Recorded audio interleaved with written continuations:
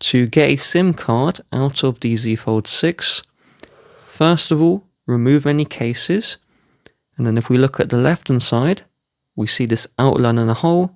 This is the SIM card tray. So get a SIM ejector tool. This is in the box. If you flip this side over, there's a leaflet with a SIM ejector tool, or use a pin or paper clip. And then you insert the thin end of the SIM ejector tool into the hole of the SIM card tray, and push down, and then that should partially eject the tray.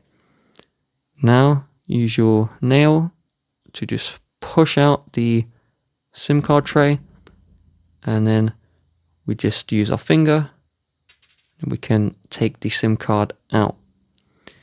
Now make sure the hole of the SIM card tray matches the hole in the phone, and then push the tray back in and rub it with your finger.